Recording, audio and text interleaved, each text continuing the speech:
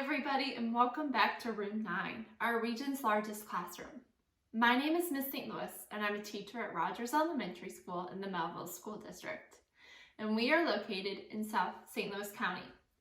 Today, I'm here to teach a reading lesson that's geared towards students who are in the 3rd grade, but all learners are more than welcome to join and explore with us. So let's get started. This week, we have been talking about all things poetry. So on Monday, we talked about different types of poems and the elements in which we see in poems, right? Kind of the building blocks for poetry. And yesterday, we talked about some of the sound devices that we find in poetry. And so sound devices help to create sound and rhythm in poems. Today, we're going to talk about figurative language. Now, figurative language is when we use words or phrases to mean something other than their literal meaning. So it's a little bit like a play on words, and some fancy language that we use, and we often see this in poetry, and it's something that we have to keep track of and identify because it can change the meaning of what we're reading. So when we read figurative language, it's not always taken literally. So we have to pay attention to what is the book really trying to tell us. So today we're going to explore 4 different types of figurative language, and then we're going to read some poems and see if we can identify what types of figurative language are in these poems. So let's dive on in. The first type of figurative language that we're going to talk about is similes. Now, similes are when we compare 2 things using the word like or the word as. So always with a simile, you will see those 2 words, one of those 2 words, like or as. So an example is the girls were like 2 peas in a pod. So they really weren't 2 peas in a pod, right? They're girls. What it's trying to say, right, is the girls were really close, okay? Now, we also have metaphors, and that's also a comparison of 2 things. But that's when we say that one thing is the other thing. So an example, he is a shining star. Is he really a shining star? No. But we're comparing him to a shining star to show how maybe amazing he was, right? If he was in a play. He's a shining star. He was so amazing, okay? So the thing to keep in mind here, right? Yesterday, we had to keep and pay really close attention to repetition and alliteration. Today, we have to pay really close attention to metaphors and similes because both are comparing 2 different things. But when we use similes, we use the word like or as. Always one of those 2 words will be in a simile. When we use metaphors, we're saying one is the other. So we'll often see a form of that be verb, right? Is, am, are, was. So we'll see a form of a be verb there, right? Saying he is something, he was something. So keep that in mind because they're very hard sometimes to tell the difference between. So those key words that are really going to get you. We also have hyperboles. Now, hyperboles are exaggerations that really emphasize something. So again, we're exaggerating. We're not talking about something in real life. An example of that is my mom's to-do list is a mile long. Is it a mile long? No. Does it feel like it's a mile long? Probably. And what that means is it's really, really long, right? There's a lot of stuff to do on that to-do list. So we're exaggerating how long it is by comparing it to that mile. The last one is personification. And that's when we give human qualities to non-human things, right? Inanimate objects. So, for example, that slice of pie is calling my name. I don't know about you, but a slice of pie has never called out my name before. So what we're really saying is maybe it looks really good or it smells really good and it's calling to me, right? It's something that I really, really want. So when we use figurative language, right, we're not talking about the literal meaning of the words. It's giving some exaggeration. We're really going to kind of have to think about some of these. Now, before we read them in some books, I thought I could test you. Do you think you're up to see what some of these really are? Okay, so what we're gonna do is I'm gonna read off to you some phrases or sentences that show examples of different figurative language, and you have to tell me which form we're talking about. You ready? Here we go. First one. The hallway is as dark as a cave.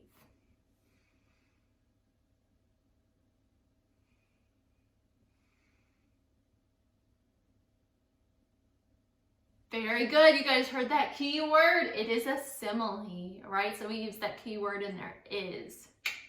Very good. Oh, no. See, now even I'm getting confused.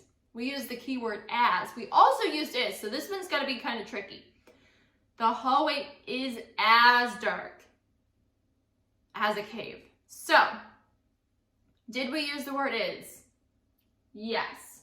But we also use that word as. So in this case, it is a simile. So we also have to be careful because sometimes we use both. Might have been a better sentence to say the hallway is a dark cave. Probably would have made a little bit more sense that way, right? Or the hallway. How can we say that using as? What do you think? Hallway is like a dark cave? That one was really confusing. I'm sorry to start us off on a confusing note. Whew, I should have thought that through. Let's try another one. It's hot enough to cook eggs on the pavement. It's hot enough to cook eggs on the pavement. What do you think? What is that?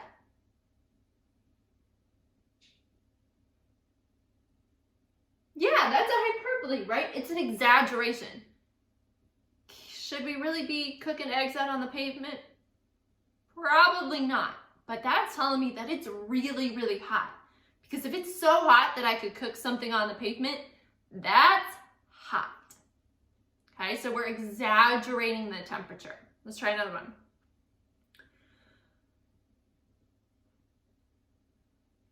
The flower nodded to Sarah as she ran by. The flower nodded to Sarah as she ran by. What do you think?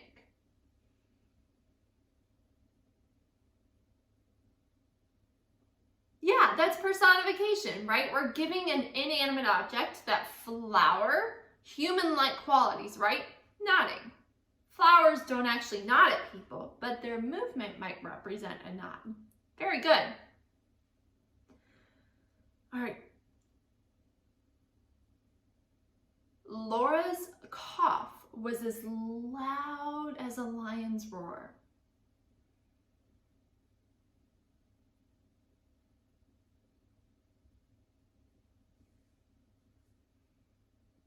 Oh, let me change that. I did it again. Oh, sometimes. How about Laura coughs as loud as a lion's roar? There we go. That's right. That was a simile, right? We're using the word as. Whew. Sometimes it's really hard to make up some figurative language. I don't know how some of these poets do it. Do you? Whew. It's a tough job, I'm telling you. All right. Let's try another one. Snow White's lips are as red as a rose.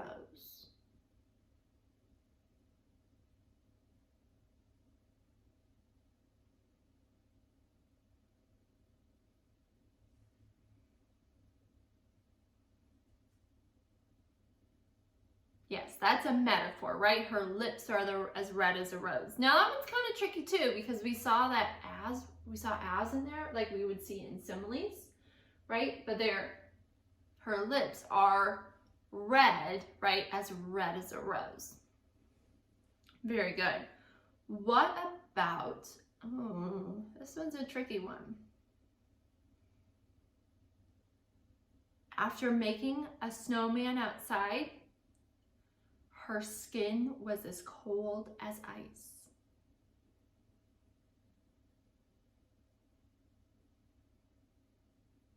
Very good. It was a simile. Very, very good. Excellent job. Ooh, the tacos begged to be eaten. The tacos begged to be eaten. What do you think that is? Very good. It's personification. Excellent job. All right, now that I've put you to the test, let's read a couple poems and see if we can identify any uses of figurative language in the poems. Now, just like we've seen over the past few days, not every poet chooses to use every sound device or every element of poetry or even every form of figurative language. So is it possible that we won't see an example of each of these today? Sure. Some poets have figurative language pieces that they love to use. Sometimes they have ones that they don't like to use at all. So let's dive in and see what we can find. Now, this is called Random Body Parts, Gross Anatomy, Riddles in Verse, written by Leslie Bulion. Cool. So I'll see how gross it really is.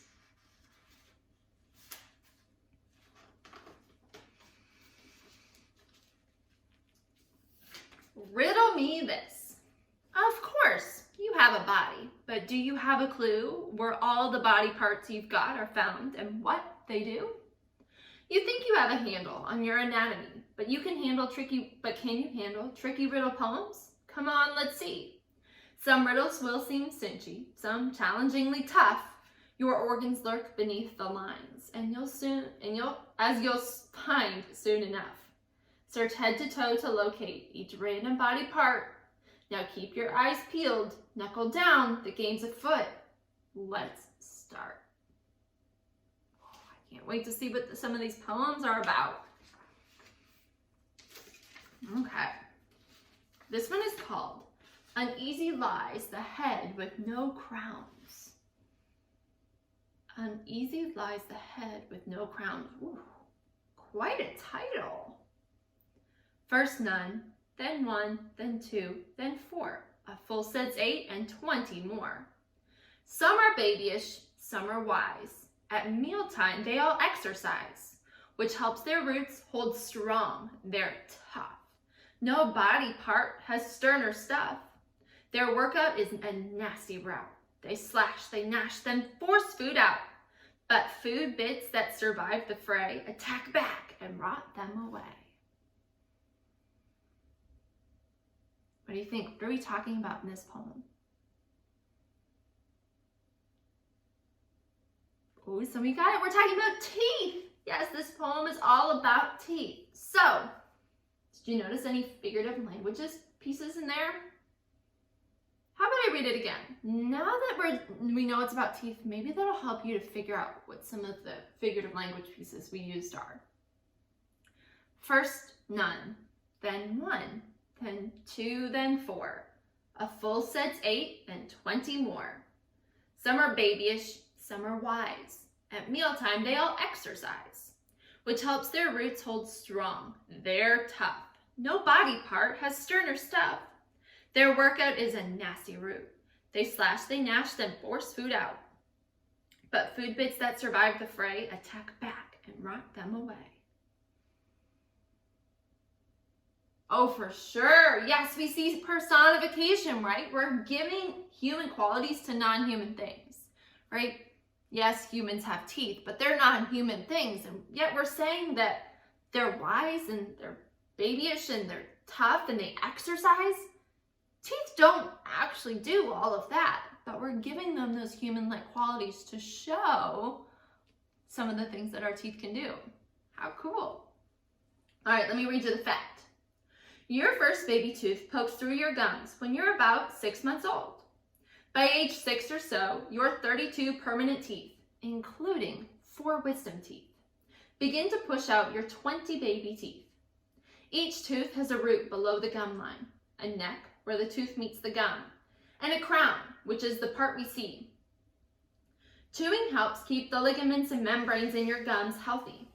The enamel layer on the outside of your teeth is the hardest substance in the human body. Ooh, very cool. let's continue on.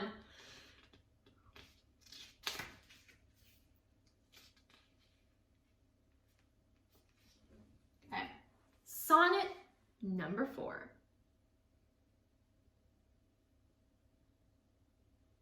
Shall I compare you to a clenched up fist? You are more gloppy, shaped more like a cone. Rough handling pounds a fist upon its wrist, but you're protected in your cage of bone.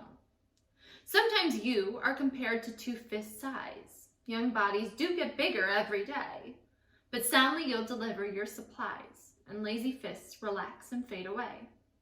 Within your rooms the hubbub never ends. 2 doors swing open wide, 2 others slam. On this the very stuff of life depends. Fresh visitors surge in as others scram.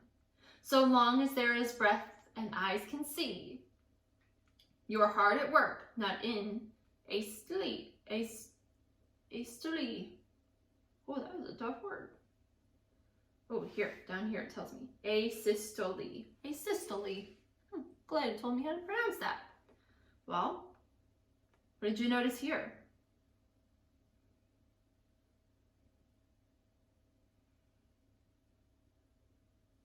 Oh, yeah, there was a metaphor. Good. Looking out, right? You are more gloppy, right? Saying that you are something, right? Saying you something else is something else. You are compared to 2 fists. Well, not that one quite. You're right. I used that word, but it's not quite a metaphor. So, got to be careful of that sometimes too, right? Just because we use some of the key words doesn't mean it's a simile and doesn't mean it's a metaphor. Right? We have to look at how it's used in the sentence. Right? What were we talking about here? Do you know? This was the heart. Your tireless 4-chambered heart muscle contracts about 100,000 times each day, pumping blood throughout your body. Lub-dub, lub-dub. The lub is the sound of the doors between the 2 upper chambers, the atria and the 2 lower chambers, the ventricles, snapping shut. The louder dup is the sound of the doors banging closed, between the ventricles and the 2 major arteries. When a heart stops contracting, that's called a systole. Very cool. All right, let's find a good one.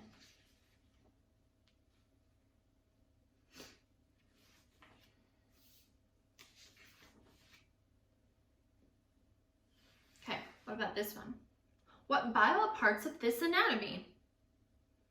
3 pounds of inner flesh. That's me. I store your extra energy. I process foodly chemistry in my nutrition factory.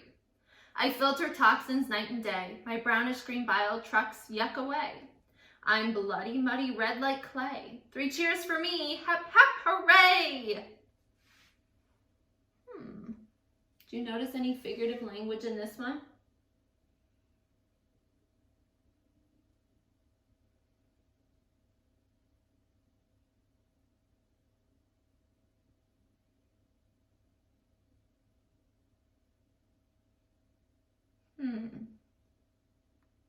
This one was kind of hard. Yeah, we are comparing it to clay, right? Saying it's like clay. So there's a little bit of a simile there, right? It's like the clay, but not quite, right? We're just comparing the color. So it's not quite a simile, right? We're not saying it's like clay and like its consistency or the way it acts. We're just saying it's the same color like clay, so that's not quite a simile. Again, we gotta be careful of how these words are used and if they're actually making a comparison. That one was a tricky one. Way to point that out. So this poem was about our liver, and the liver is your largest and heaviest internal organ. In the liver, food nutrients are made into substances your cells can use. Your blood carries these food chemicals to the heart, and from there to all of your cells. Your liver also makes liquid bile, which helps to digest fats and carries food waste out of the blood. This powerhouse organ is also in charge of storing your extra food energy.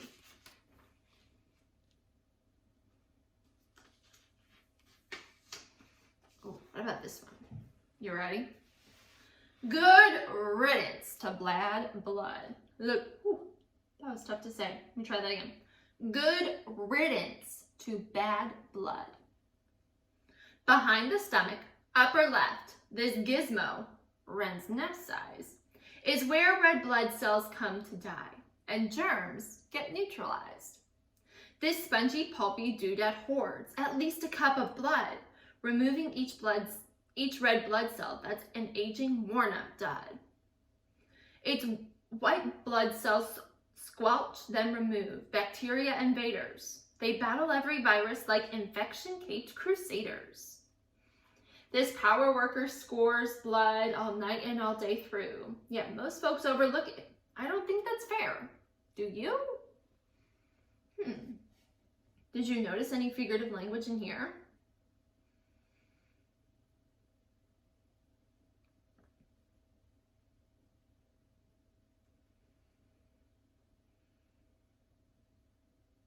Yeah, right, saying that the red blood cells are aging, worn out duds, right? So it is a metaphor, right? It's saying that it is the other, right? It's a dud. It's an aging, worn out dud. Very good. Excuse me. Yep, battle every virus like infection-caped crusaders. So we can kind of replace that with the word superheroes, right? So they're battling like superheroes.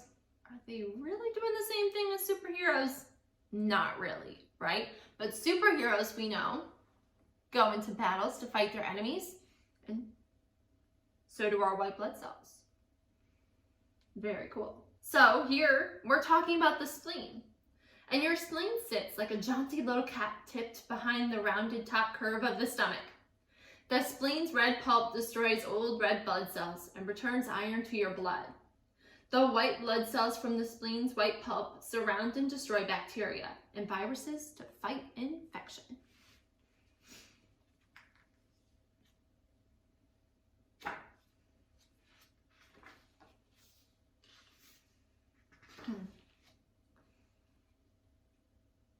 You know what I'm noticing as we read this? This entire book is almost an example of figurative language. Like, almost every poem is an example of figurative language. Do you know which one I'm talking about?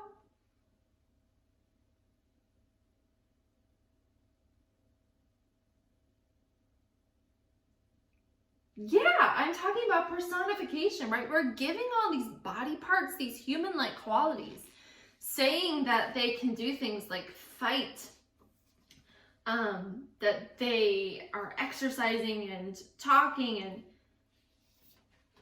we're giving them these human-like qualities. This book is almost entirely like personification poems. I wonder if that's what the author meant to do. I don't know. Would be a really good question to ask the author, right? Was that the point of this? Did she go in with the mind that she was doing personification, or is it something that just happened naturally? I don't know. Really good question. So, boys and girls, today we talked about figurative language. And figurative language is when we use words or phrases to mean something other than their literal meaning, right? We're exaggerating. We are not actually talking about what we say. So, our examples of figurative language that we talked about today. We talked about similes, which is when we compare two things using the words like or as, right? Has to use one of those two words. We also talked about metaphors. And metaphors are a comparison of two things when we say that one is the other. So again, we're comparing. So we have to be really careful when we talk about similes and metaphors, because it's really easy to get the two confused because both are comparisons. So we really have to think about the language that's being used. And as we saw today, sometimes when we make comparisons, it's not a simile or a metaphor. It's just a comparison, right? So we have to think about the language that's being used and what the meaning is of the sentence, right? I can say that it's like something, right? But that doesn't mean it's always going to be a simile. So just keep that in mind and pay attention. Another example of figurative language we talked about is the hyperbole. And that's an exaggeration that emphasizes something, right? So we are exaggerating, we are putting things out of proportion. It's not true in any way. So we might be talking about size or strength, smell or taste. And last, we talked about personification. And that's when we give human qualities to non-human things, right? So we saw that a lot of this book was giving human qualities to non-human things, right? To our body parts, we're giving them the qualities of humans. Well, yes, body parts do make up humans, right? But we know that our liver doesn't really talk and our teeth don't really exercise. So we're exaggerating, right, their duties through personification, which is a really cool example to use in this poem. So this poem book today was Random Body Parts, Gross Anatomy, Riddles, and Verse. That was pretty good, didn't you? All right, boys and girls.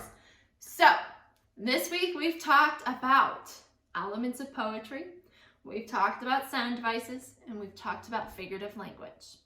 Tomorrow, if you're able to join us, we're going to be putting all of this together as we analyze poems and really break them down into their meaning and trying to figure out what was the author's purpose in writing these poems. So I hope you'll join us for that and that really fun lesson that we have planned tomorrow. But until we see you again next time, I hope that you guys have a great rest of your night, and we'll see you back here in room 9. Bye, everybody.